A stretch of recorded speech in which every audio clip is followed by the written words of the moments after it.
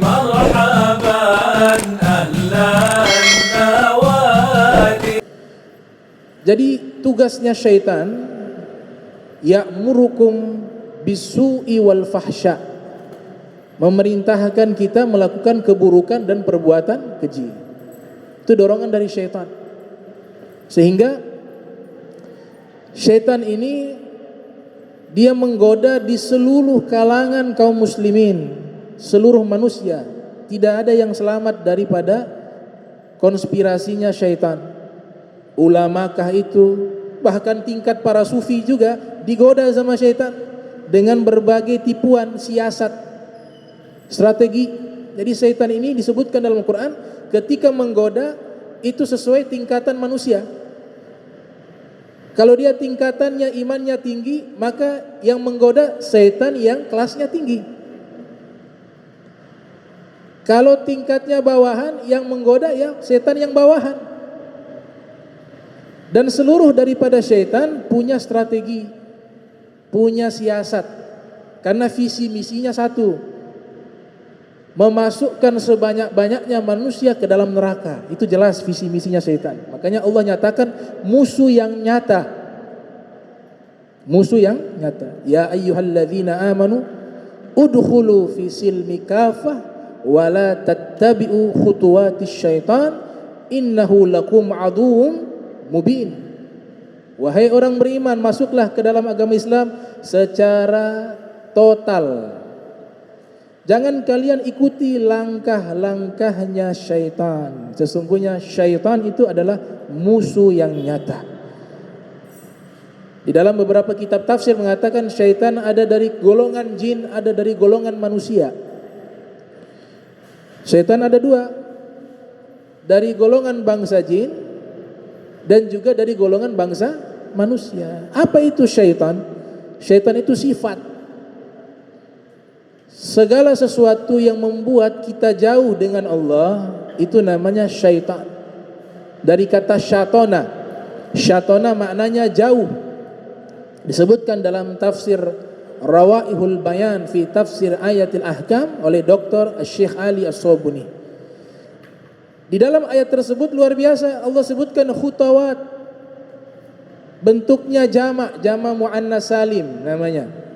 Bukan bentuk tunggal. Allah katakan jangan kalian ikuti langkah-langkahnya syaitan.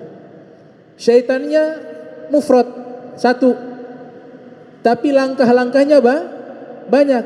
Memiliki arti syaitan ini ketika gagal menjerumuskan seseorang di dalam kejahatan, dia pakai cara yang lain lagi. Bukan satu cara. Sampai akhirnya kalau kita kalah, kita ikut dia. Itu luar biasa. Khutuwatish syaitan. Dan Allah tegaskan innahu lakum aduwwum mubin. Itu musuh kalian yang paling nyata kata Allah Subhanahu wa taala. Sehingga ada ulama itu bernama Al-Imam Ibnu Zawzi Al-Bughdadi, lahir tahun 510 Hijriah, meninggal 597 Hijriah. Beliau punya kitab namanya Talbisu Iblis. Nama kitab Talbisu Iblis. Di situ beliau jelaskan secara spesifik bagaimana strateginya syaitan menggoda seluruh manusia. Mulai dari ulamahnya, mulai dari ahli ibadahnya, mulai dari dai-dainya, mulai dari pedagangnya, mulai umaranya, semuanya. Itu dijelaskan strateginya syaitan menggoda manusia di seluruh kalangan. Dan langkah-langkah syaitan ini tujuannya satu, yaitu melawan hukumnya Allah. Kata Al-Imam At-Tabari yang lahir 224 Hijriah, meninggal tahun 310 Hijriah, dalam tafsirnya Jami'ul Bayan, beliau mengatakan langkah-langkah di situ yang dimaksud adalah huwa ma khalafa hukmal Islam wa syara'i'ahu. Segala sesuatu yang melawan hukum Islam dan syariat Islam itu bagian daripada strateginya syaitan, kata Imam At-Tabari. Nah, kitab itu bagus. Kita bisa tahu, oh ternyata di sini permainannya syaitan. Jadi tidak semuanya syaitan mengajak keburukan. Awalnya baik tapi nanti intinya buruk. Jadi kadangkalanya dia mengajak kepada kebaikan, tapi ujung-ujungnya membawa kepada kebatilan. Kayaknya dalam Al-Quran Allah Ta'ala sebutkan wala talbasul haq bil batil. Jangan kalian campurkan kebenaran dengan kebatilan. Al-Imam Ali bin Abi Thalib dalam kitabnya Nahju Balaghah, kumpulan surat beliau, kumpulan pidato beliau, beliau mengatakan kalimatul haq yuradu bihal batil. Ada kalanya kalimat ini benar tapi tujuannya kebatilan. Kata Imam Ali bin Abi Thalib karramallahu wajha. Ada satu pendapat beliau mengatakan al-haq bila nizam yaglibuhul batil bin nizam. Kebenaran yang tidak disusun secara sistematis akan kalah oleh kebatilan yang tersusun secara sistematis. Nah, ini sudah diteliti oleh para ulama bahwa ini bukan ucapannya Imam Ali, tapi ini ucapannya seorang ulama di Turki, namanya Syekh Mustafa Afandi. Itu ucapan dari Syekh Mustafa Afandi, cuma banyak dinisbatkan kepada Imam Ali bin Abi Thalib karramallahu wajha. Namun di kitab Nahju Balaghahnya beliau memang ada kalimat-kalimat yang mirip dengan ucapan tersebut. Kemudian iblis disebutkan dalam Talbisu Iblis. Memang kebatilan ini itu dibawa oleh iblis dengan berbagai macam cara, sehingga batil ini artinya adalah izharul batil. Talbis itu artinya adalah izharul batil fi suratil haq. Satu siasat dari iblis itu dengan kata talbis. Talbis itu artinya strategi. Jadi strateginya syaitan, strateginya iblis itu menggunakan strategi yang bernama talbis. Apa itu talbis? Al-Imam Ibnu Zawzi mengatakan talbis itu adalah izharul batil fi suratil haq. Memunculkan kebatilan di dalam bentuk kebenaran. Kelihatan benar, tapi niatnya batil, tujuannya batil. Itu luar biasa konspirasi daripada syaitan.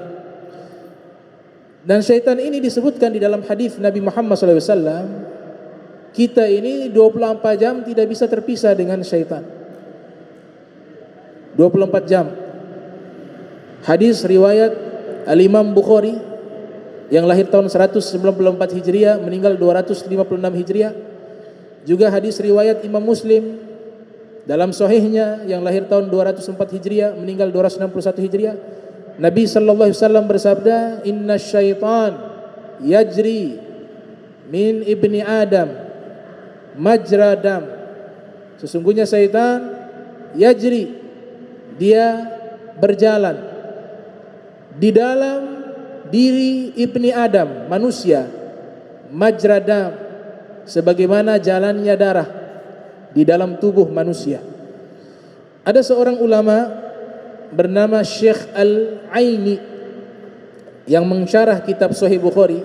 Dalam kitabnya berjudul Umdatul Qari, beliau mengatakan makna dari hadis tersebut adalah bahasa kiasan.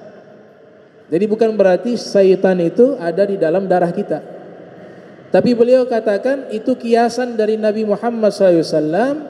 Ka'annahu la yufarikul insan kama la yufarikuhu dam. Seakan-akan itu syaitan tidak bisa terpisah dengan manusia sebagaimana manusia tidak bisa terpisah dengan darah. Artinya dia selalu ada terus. Terkecuali beberapa golongan manusia yang tidak digoda oleh syaitan, seperti para nabi, para rasul, beberapa di kalangan para aulia seperti Syekh Abu Madian disebutkan dalam kitab Jami'u Karamatil Aulia. Itu syaitan tidak berani menggoda. Kenapa? Karena beliau punya amalan salah satu, sudah sejak balik sampai meninggal dunia tidak pernah putus berwudu. Batal wudu langsung wudu, dari balik sampai meninggal dunia. Jadi tidak ada kesempatan bagi syaitan menggoda. Nah, syaitan menggoda ketika orang berwudu diberikan was-was namanya syaitan walhan. Nah, syaitan walhan itu menggoda ketika sebelum wudu. Dia bisikkan ke dalam hati, menjadi was-was di dalam berwudu. Ini muka belum apa? Diulang lagi, diulang lagi. Nah, itu ciri-ciri syaitan yang bernama walhan sudah membisikkan was-was ke dalam hatinya. Tapi ketika sudah dipraktekkan, wudu batal, dia wudu lagi, wudu batal, dia wudu lagi, suci dalam keadaan terus-menerus, maka syaitan sendiri akan mengundurkan diri untuk menggodanya. Itu pernyataan daripada Syekh Abu Madian dalam kitabnya Jami'u Karamatil Aulia. Nah, kemudian Syekh Aini mengatakan cara syaitan itu menggoda kita melakukan keburukan, tidak langsung muncul di hadapan kita kemudian memaksa kita melakukan kebaikan, tidak seperti itu. Caranya satu, yuwaswisu fi sudurin nas. Dia membisikkan bisikan kejahatan di dalam hati manusia. Itu caranya. Jadi kalau kita mengikuti, berarti kita sudah tunduk kepada syaitan. Tapi kita bisa lawan. Kalau ada bisikan keburukan, kita lawan. Maka lawannya itu kepada bisikan syaitan, kita secara otomatis telah melawan syaitan. Karena bisikan syaitan itu pasti keburukan. Sehingga dikatakan oleh Al-Imam Al-Aini mengatakan, fa innahu yulki waswasatahu fi masamin latifatin minal badan. Caranya syaitan itu dia membisikkan was-was lewat pori-pori manusia. Kita punya pori-pori. Dia membisikkan lewat pori-porinya manusia yang ada di dalam tubuh kita. Fatasil waswasatu ilal qalbi, maka was-was itu nanti dia masuk ke dalam hati. Itu syarah penjelasan dari ulama bernama Al-Imam Al-Aini. Kemudian di dalam Al-Qur'anul Karim kita harus cari tahu sifat-sifatnya syaitan itu seperti apa. Dan syaitan ini dia mengajak kepada kita mengikuti sifat-sifatnya. Yang pertama, sifatnya syaitan itu at-tabdzir. Tabdzir ini mengajak kita untuk boros, menghamburkan harta di dalam maksiat. Itu Allah sebutkan dalam Al-Quran, wala tubadzir tabdzira innal mubadzirina kanu ikhwana syayatin wa kana syaitanu lirabbih kafura. Jangan kalian menghamburkan harta kalian sia-sia. Sesungguhnya orang-orang yang menghamburkan hartanya di tempat-tempat yang sia-sia, menghamburkan hartanya di dalam kemaksiatan kepada Allah Subhanahu wa taala, Allah nyatakan mereka itu saudaranya syaitan. Wa kana syaitanu lirabbih kafura, dan syaitan kepada Allah kafir, ingkar. Jadi sifat mubadzir ini beda dengan israf. Ada perbedaan. Al-Imam Ibnu Zauziyah Al-Qayyim dalam kitab Ar-Ruhnya beliau yang lahir 691 Hijriah, meninggal tahun 751 Hijriah, mengatakan kalau dermawan juga ada ilmunya. Tidak semua menghamburkan harta dikatakan dermawan. Tapi beliau katakan dermawan itu adalah yada'ul ata fi mawadi'ihi. Ketika dia berikan sesuatu, hartanya itu di tempat-tempat yang baik, itu namanya dermawan. Tapi kalau hartanya dia hamburkan, dia berikan, yada'ul ata fi ghairi mawadi'ihi, di tempat-tempat yang tidak pantas, di tempat-tempat yang tidak memberikan manfaat, itu namanya israf. Jadi hartanya dikasih kepada sesuatu yang dimana di situ tidak ada nilai kebaikan, tapi hartanya habis di situ, itu namanya al-israf. Kalau tabdzir atau kita kenal dengan kata mubadzir, itu yada'ul ata fi ma'asillahi subhanahu wa ta'ala. Dia menghamburkan hartanya, dia berikan hartanya, dia habiskan hartanya di dalam kemaksiatan kepada Allah subhanahu wa ta'ala. Itu yang namanya mubadzir. Nah, orang seperti ini mengambil sifatnya syaitan, bahkan menjadi saudaranya syaitan, kata Allah subhanahu wa ta'ala. Ini sifat pertamanya syaitan. Kemudian yang kedua, sifatnya syaitan adalah selalu bermaksiat. Apa yang Allah perintah selalu dilawan perintahnya. Inna syaitana kana lirrahman asiyah. Sesungguhnya syaitan kepada Allah selalu bermaksiat. Jadi kalau orang setiap hari dia maksiat, tidak pernah bertaubat, waktunya habis dengan kemaksiatan, maka itu adalah satu sifatnya syaitan. Sifatnya syaitan selalu bermaksiat. Inna syaitana kana lirrahman asiyah. Kita umat Nabi Muhammad SAW sebenarnya sudah diberikan anugerah besar. Kita punya kaki ini sebenarnya sudah satu langkah di dalam surga, tinggal masuk. Kenapa demikian?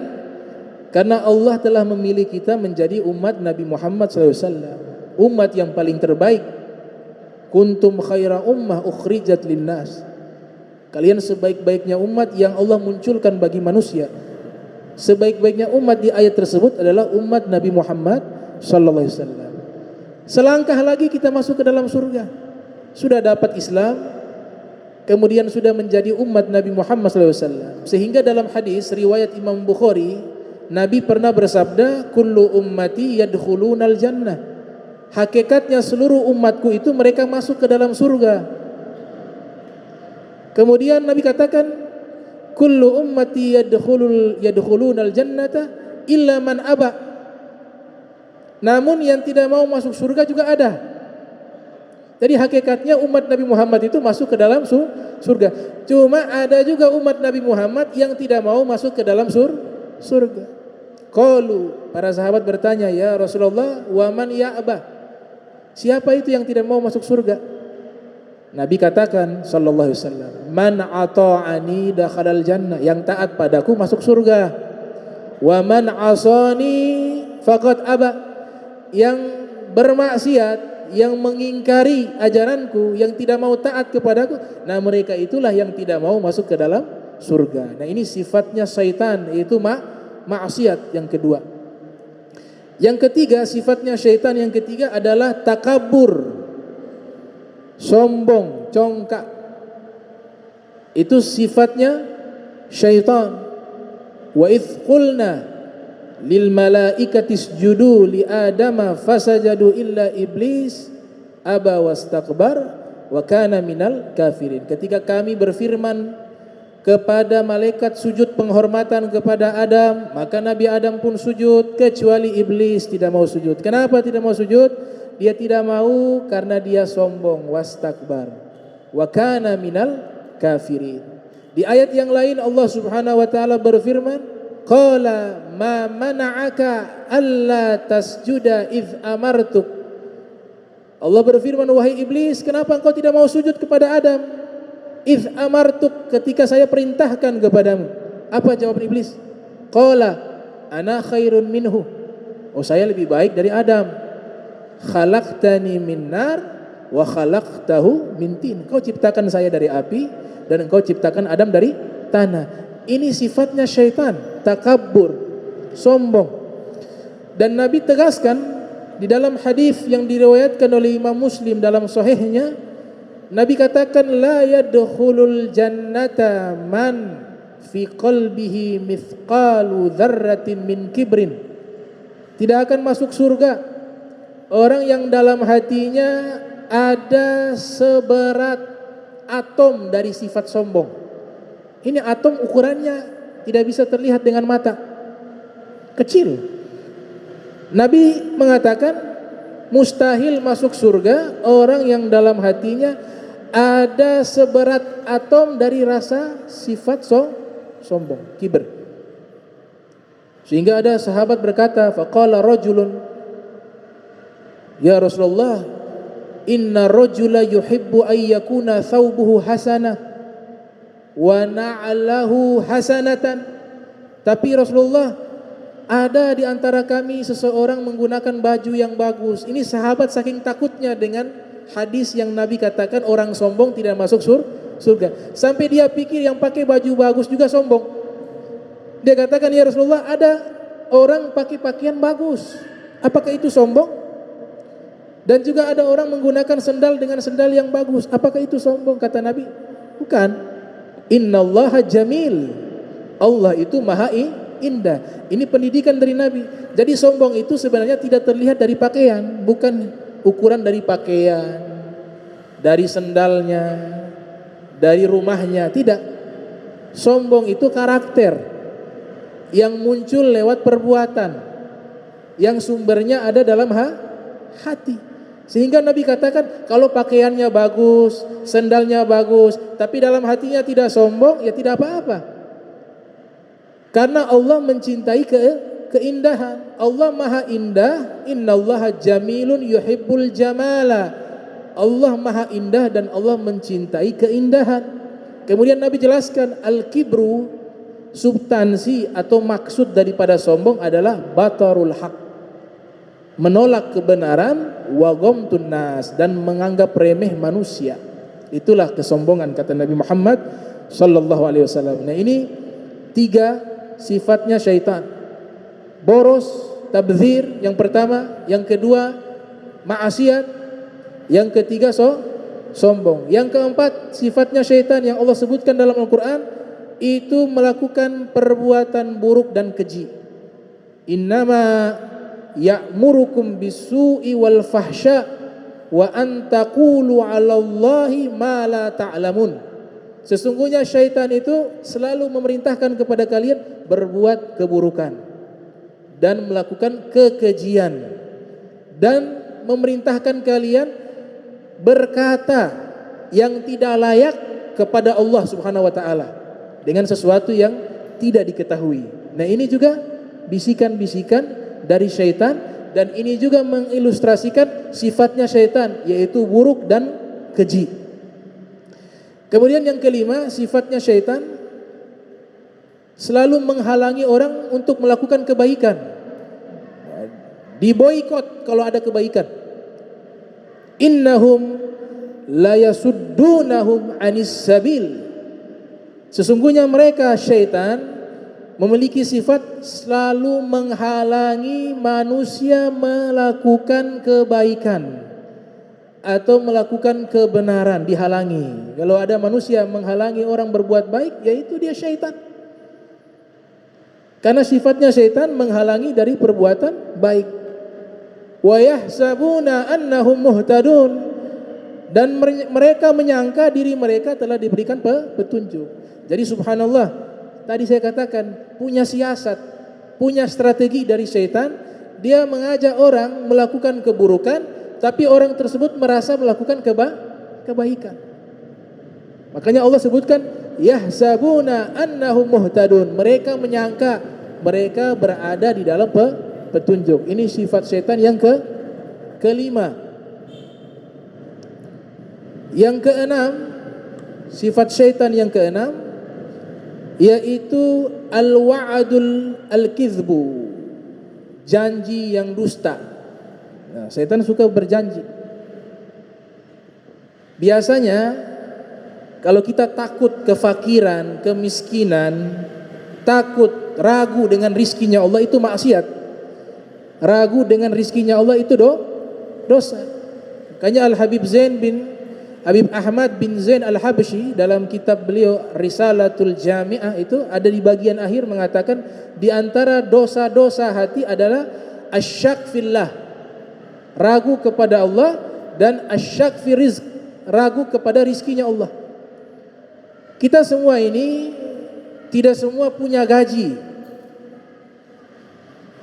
Tidak ada, kita semua di sini belum tentu semua punya gaji bulanan. Tapi kita harus yakin kita semua ini punya rizki dari Allah. Banyak orang yang tidak bergaji bisa hidup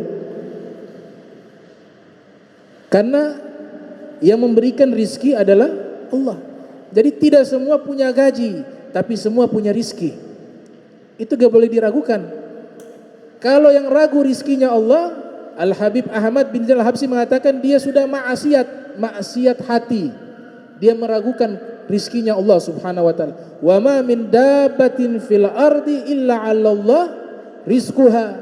tidaklah hewan yang hidup atau makhluk yang hidup di muka bumi melainkan rizkinya telah dijamin oleh Allah Subhanahu wa taala. Nah, ini syaitan tahu kelemahan manusia, takut kepada rizki, takut kepada kefakiran. Sehingga disebutkan dalam Al-Qur'an, asyaitanu ya'idzukumul faqra wa ya'murukum bil fahsya. Subhanallah, Allah sebutkan, Allah kabarkan kepada kita, kalau dalam hati kita takut masalah rizki, masalah kemiskinan, kefakiran, kesusahan, itu adalah bisikan atau janji dari syaitan. Syaitan ya'idzukumul faqra, syaitan selalu menjanjikan kepada kalian kefakiran. Kalau sudah kefakiran, kita takut, dalam hati kita rizki kita sudah ragu kepada Allah, maka yang berikutnya apa? Berikutnya ya'murukum bil fahsya, dia mudah mengajak kalian melakukan kekejian, perbuatan jahat, perbuatan buruk. Sehingga dalam hadis yang diriwayatkan oleh Al-Imam Abu Nuaim Al-Asbahani, itu menyebutkan satu riwayat Nabi sallallahu alaihi wasallam bersabda, kadal fakru ayyakuna kufra, hampir-hampir kefakiran menyebabkan orang terjerumus kepada kekafiran. Berapa banyak menjual agamanya karena beras 1 kilo. Ini kasih beras 1 kilo, tapi pindah agama, diterima. Jadi mudah setan menguasai kalau kita sudah punya rasa takut kepada kefakiran, kemiskinan. Nah, ini pintunya syaitan, janjinya syaitan. Nabi kita Muhammad SAW, beliau sangat perhatian tentang masalah ini, strateginya syaitan, sehingga beliau kasih satu ilmu, yaitu doa. Nabi ajarkan kepada kita agar senantiasa membaca doa tersebut. Doa ini termaktub di dalam kitab Musnad Imam Ahmad bin Hanbal yang lahir tahun 164 Hijriah, meninggal 241 Hijriah. Nabi berdoa, Allahumma inni a'udzubika minal kufri wal faqri wa azabil qabri. Ya Allah, aku berlindung padamu dari kekufuran dan dari al-faqri, kefakiran, wa azabil qabr, dan juga dari azab kubur. Ini doa Nabi ajarkan kepada kita, bukan untuk Nabi. Nabi gak takut dengan masalah itu. Ini kelasnya sudah beda. Nabi tidak mampu digoda oleh syaitan. Tapi doa ini Nabi sengaja menyampaikan untuk diajarkan kepada umatnya. Karena memang ada orang yang mampu ketika dia hidup kaya, hidup cukup, dia baik, dia taat. Tapi ketika dia hidup susah, dia jadi kufur. Banyak. Nah, kalau dia orang baik, Allah berikan dia tetap kaya, Allah jaga hartanya. Tapi ada orang terbalik. Nanti kalau dia kaya raya, dia lupa kepada Allah, dia jadi orang jahat. Tapi kalau dia hidup susah, dia ahli taat. Ada juga seperti itu. Nah, ini rahasianya Allah Ta'ala telah memberikan kita rizki sesuai dengan porsi dan hikmah yang tersembunyi. Al-Imam Fudail bin Iyad mengatakan, beliau katakan, kalau orang dihalangi untuk sujud kepada Allah, berat untuk sholat, sholatnya berat, berbuat baik sulit, justru mudah melakukan kejahatan. Kata Al-Imam Fudail bin Iyad di dalam kitab Hilyatul Aulia, beliau katakan, seandainya dia kaya raya, tapi kalau hidupnya seperti ini, dia adalah orang yang sangat miskin, dan dia adalah orang yang paling mendapatkan musibah terbesar di dunia. Tapi kalau ada orang susah, miskin, tapi sholatnya mudah dia lakukan, ketaatan mudah ia lakukan, kebaikan mudah ia lakukan, menjauhi maksiat kejahatan, dia kuat bisa menjauhi itu semua.